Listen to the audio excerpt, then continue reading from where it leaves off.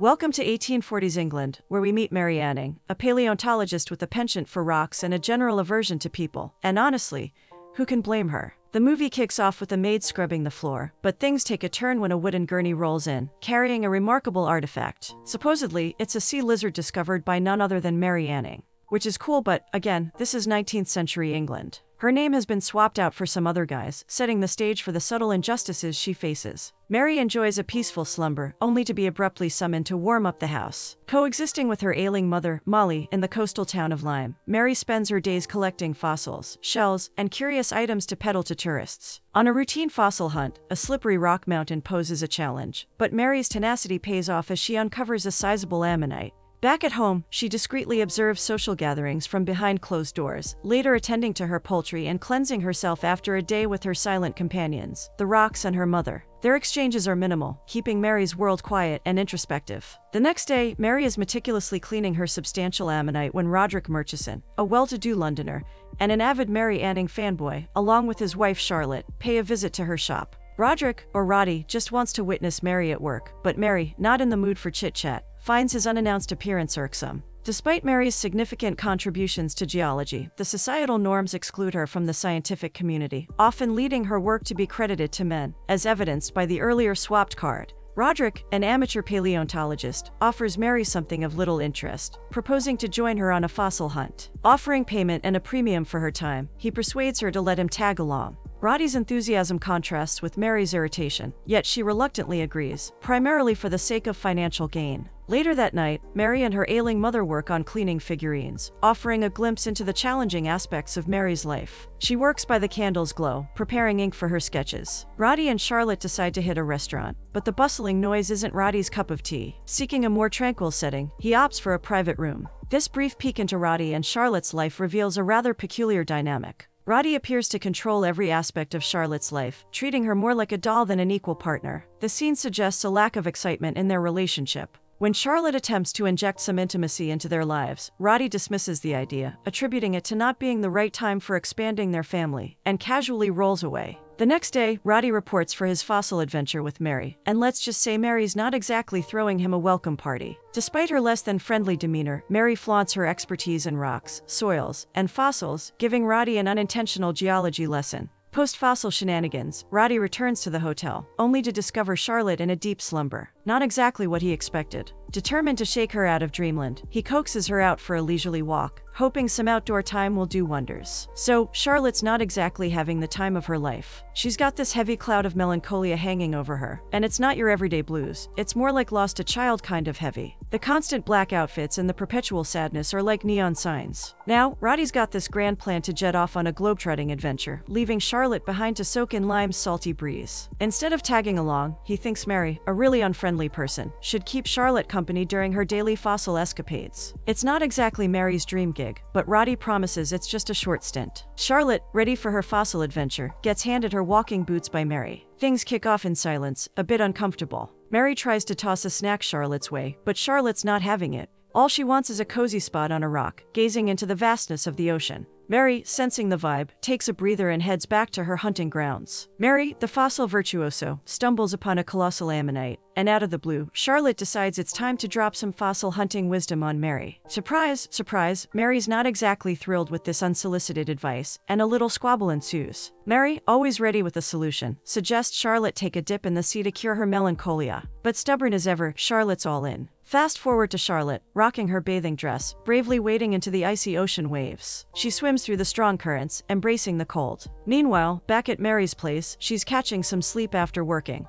A new day dawns, and Charlotte is ready for another round of melancholy. Charlotte, determined, reports for fossil boot camp, only to find herself collapsing into Mary's arms. The poor thing is seriously shaking. Enter Dr. Lieberson, the town's resident heartthrob doc, who diagnoses Charlotte with a high fever courtesy of her chilly ocean escapade. Despite some initial hesitation, Mary steps up to the plate to nurse Charlotte back to health. Dr. Lieberson, the smooth talker, appeals to Mary's humanity and imparts some wisdom before making his exit. However, Mama Molly isn't exactly thrilled about hosting another sick guest. A few days later, Charlotte is still in a tough spot, prompting Mary to embark on a mission to fetch some healing salve. She pays a visit to an old acquaintance named Elizabeth, who's known for her magical healing concoctions. Now, here's the catch: Mary and Elizabeth aren't exactly on each other's Christmas card list. There's an unspoken tension, and Mary can't even bring herself to make eye contact. Despite the awkward vibes, Mary gets her hands on the salve and rushes back to tend to Charlotte. She meticulously applies the salve to Charlotte's back and chest. Initially a bit shaky, Mary finds her rhythm.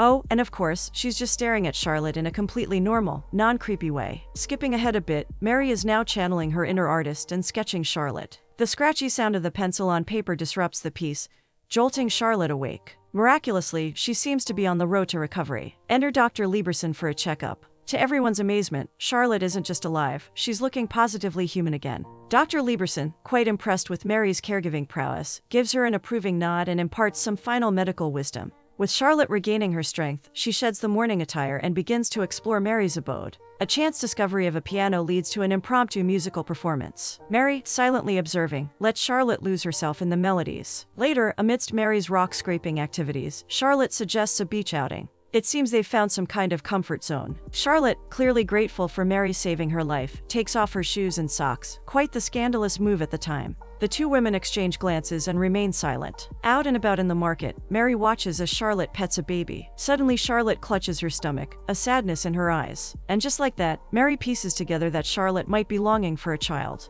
In an unexpected twist, Charlotte volunteers to assist Mary in the kitchen. Mary, juggling her roles as a fossil enthusiast and chef, assigns her the task of peeling carrots. However, it becomes evident that Charlotte is a bit out of her element with vegetables. Not exactly a culinary expert, she struggles through the task, prompting Mary to redirect her to the simpler chore of fetching coal. Charlotte, unaccustomed to such household duties, stumbles through the process and returns adorned in soot, finding humor in the situation. But then, out of the blue, Charlotte experiences a breakdown. Mary is taken aback, but her compassionate nature kicks in, and she steps in to provide comfort, even if the situation feels a bit awkward. Mary hands Charlotte a soothing drink and supports her through the emotional storm. So then, fossil fairy tale continues. Mary the shell entrepreneur and Charlotte the new apprentice are bonding over their craft. Night falls, and it's time for a heart-to-heart. Mary spills the tea on her mama's tragic story: 10 kids, 8 casualties. Charlotte, ever the observant bedmate, spots Mary attempting some acrobatics on a chair. A quick suggestion and they're sharing a bed. Not the coziest setup, but hey, unconventional beds for unconventional companions. The next day, Mary's collecting goodies for the tourists. Charlotte proudly displays a framed mirror she crafted. However, Molly, witnessing Charlotte clean the figurines, isn't thrilled. Doc Lieberson comes by again, making a house call for Mary. He invites her to a concert at his place, but Mary, loyal to her friend, or just plainly socially awkward, insists on Charlotte joining. Concerned for Charlotte's health, Doc Lieberson advises against it. Unwilling to go solo, Mary proposes a condition: she'll only attend if Charlotte can come too. Dr. Lieberson finally agrees to invite Charlotte. As Charlotte gets ready, Mary lends a hand, tightening her bodice. There's a subtle bonding moment as Charlotte applies perfume to Mary's wrists, eliciting a nice smile. Dinner interrupts the scene, but when Charlotte emerges in a charming dress, Mary gives her approval. While waiting for transportation, they share a bit of friendly hand-holding. Just two pals heading to a concert, hand in hand. That night everyone's prepping for the concert, looking a bit out of place, especially poor Mary. Dr. Lieberson tries to engage her, but feeling uneasy, Mary opts for a smoke outside. Meanwhile, the socially adept Charlotte happily mingles with the crowd. As the concert kicks off and seats are taken, Charlotte returns, disheartened to find her new camaraderie with Elizabeth. Mary, staring intensely, can't hide her discomfort. Midway through the concert, she's had enough, discreetly making her exit. Dr. Lieberson, seemingly admiring Mary, steals glances in her direction. Later, Charlotte comes home, upset that Mary ditched her at the event. Unfazed, Mary's engrossed in writing when Charlotte, feeling bold, swipes her notebook and reads a love poem aloud. It's undeniably about Charlotte. Instead of anger, she appreciates the sentiment. Trying to bridge the emotional gap, Charlotte delicately reaches for Mary's hand, only to face a cold rejection. Mary seems royally pissed. On another dreary day at the beach, the customary ritual of fossil hunting unfolds. This time, a notably large rock has tumbled, capturing Mary's discerning eye. Deeming it too immense, Charlotte, always the daring spirit, plunges in with her bare hands, prompting Mary to suggest a more practical digging tool. Together, they embark on an excavation, skillfully unearthing a significant find. Faced with the challenge of lifting the hefty discovery, Mary ingeniously repurposes a plank from a nearby boat. Triumphantly, they transport the fossil home, anticipating a thorough cleaning. In the slow and meticulous process of cleaning the fossil, Mary seizes the opportunity to educate Charlotte about the profound significance of their discovery, emphasizing the intricate presence of bones. Drawing from her own childhood experiences, Mary recounts the moment, at the tender age of 11, when she stumbled upon fresh bones that eventually secured a prestigious place in the British Museum. After dedicating hours to the meticulous cleaning process, Charlotte, fatigued but brimming with enthusiasm, expresses her ardent desire to contribute more. Despite Mary's readiness to call it a night, an unexpected turn of events transpires. A passionate and unexpected kiss shared between the two women. Feeling the urge to cool off, Mary decides to take a dip in the water, shedding her skirt on a whim. Charlotte, always up for some fun, follows suit. With the sun beaming down, they indulge in a bit of water play, maybe risking another kind of fever, love fever. Amidst romantic kisses and playful waves, a certain rhythm echoes back in their room. Heavy breathing and a playful request for poetry. It seems like the unconventional love story of Charlotte, and Mary is taking an interesting turn. In another corner of their world, Charlotte discovers a neglected embroidery project and decides to inject some artistic flair, seamlessly filling in the gaps. Then, as if that's not enough, she showcases her musical prowess on the piano, the notes intertwining with the curls of smoke from Mary's leisurely cigarette. This time, Charlotte's got the tuning on point, making the music a sweet serenade. Charlotte, fully immersed in Mary's world, discovers a piece of unfinished embroidery. With a touch of genuine interest, she takes it upon herself to turn it into a masterpiece, showcasing it proudly outside the store. Now, onto the sea lizard fossil drama. A potential buyer strolls in, eyeing the fossil, and does the classic lowball move. But Charlotte, with a level of passion that's hard to ignore, steps up. She goes all in, passionately narrating the saga of Mary's dedication, those serious hours spent unearthing, cleaning, and unveiling the fossil's true beauty. Mary's squirming a bit, not the biggest fan of the spotlight, but Charlotte's in full negotiator mode. Charlotte advocates like a boss, stressing how Mary's work is top-notch and deserves more than a measly offer. It's like a negotiation masterclass. And what do you know? The impressed buyer, swayed by Charlotte's fervent defense, coughs up a better, more deserving price. It's a win for Mary's work, and Charlotte's passion takes center stage in the shop. Mary just takes a moment for her ritual smoke, but her mother's health decides to take a nosedive. Talk about life picking the worst timing ever. Now, at the dinner table, things are getting a bit awkward. Charlotte, with a mix of anticipation and anxiety, cracks open a letter from her husband. As she dives into the contents, her emotions go on a roller coaster ride. More like tearful moments, overwhelmed expressions. It's like reading a novel in her face. And then, out of the blue, she's out of there, leaving Mary behind, puzzled and slightly worried. It's a dinner table drama you didn't see coming. Charlotte, being the thoughtful soul she is, hands Mary a handkerchief, and not just any handkerchief, the one she personally embroidered. Cue the sweetness. Now, fast forward to bedtime. Charlotte decides to take the lead in cranking up the intimacy. The atmosphere gets heated, with passionate kisses exchanged. It's not just your run-of-the-mill scene, it's genuine, well-performed, and a true connection blossoms between the two. Shared struggles, heavy breaths, and an attempt to keep things on the down low. It's like a symphony of emotions. Now, on to the next day. Charlotte's all packed and ready to roll, even bringing along some souvenirs in the form of stones. Mary sees her off, and there's this hint of sadness in both their eyes. They share these intense stares, like a whole conversation happening without words. Finally, Charlotte hops into the carriage and rolls out. Mary, on the other hand, returns to her melancholic life. As she walks into her humble abode, her mother Molly is there, busy polishing her figurines. Elizabeth, not to be left out, goes back to bed. And in a turn of events, Molly eventually breathes her last. Mary's knee-deep in the heavy business of preparing Molly for her final farewell, setting the mood for what's to come.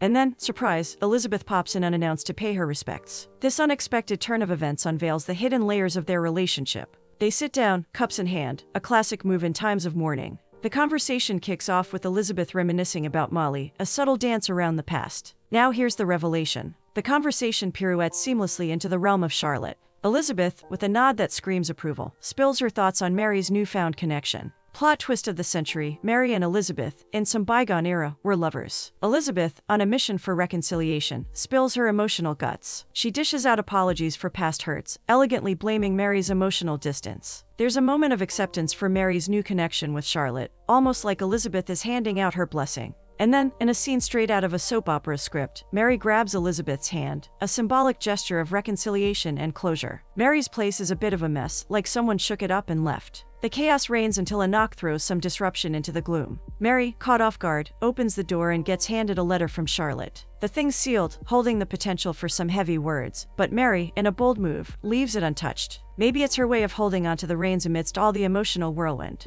Next up, we've got Mary strolling by the docks, bags slung over her shoulder, all set to jump on a ship headed to London. The shift from the cozy Limetown to the hustle of London is like changing the channel to a whole new show, and Mary's the star. Now, London, the city of noise, people, and more noise. Mary wades through the busy streets, a far cry from the quiet coastline she's used to. The city, with its chaos and speed, becomes a character itself, shaping Mary's adventure into the unknown. And then, she's standing at the doorstep of Charlotte and Roddy's fancy mansion. Mary rings the doorbell, and the servant answers. Taking a moment to check out her new surroundings, Mary's eyes roam over the luxurious details of the mansion. Small rocks catch her attention, each labeled, and one even bears her name. These tiny details, seemingly insignificant, add a personal touch to the grandeur of the mansion. Then, the annoying bell rings, jarring in the posh setting. It's Charlotte's grand entrance into the drawing room. The anticipation amps up as Mary, surrounded by opulence, braces herself for the reunion with the mysterious figure who pulled her into this world of wealth and complexity. Charlotte practically jumps into Mary's arms, showering her with kisses, completely ignoring the maid. Overjoyed with Mary's arrival, Charlotte unveils a surprise, a bedroom just for Mary. Mary, thinking it's a temporary thing, is taken aback when Charlotte expresses her desire for Mary to move in permanently. Charlotte has even gone the extra mile, providing tailored clothes for Mary. However, Mary is more confused than delighted, and an awkward silence hangs in the air. She explains to Charlotte that this isn't what she came for, feeling a bit misled and uncertain about the true nature of Charlotte's invitation. A brief squabble ensues, with Mary expressing her reluctance to have her life uprooted from her quiet town. Despite Charlotte's well-intentioned gestures, Mary is disappointed and decides to leave, looking for somewhere else to spend the night, still clutching onto Charlotte's hanky. The next day, Mary decides to swing by the British Museum to have a peek at her fossilized dinosaur display, complete with its fancy made-up name. While casually strolling around, Charlotte appears, sporting her usual dark ensemble and emitting a somewhat gloomy vibe. As their eyes meet through the glass cages, it's like time itself has hit the pause button.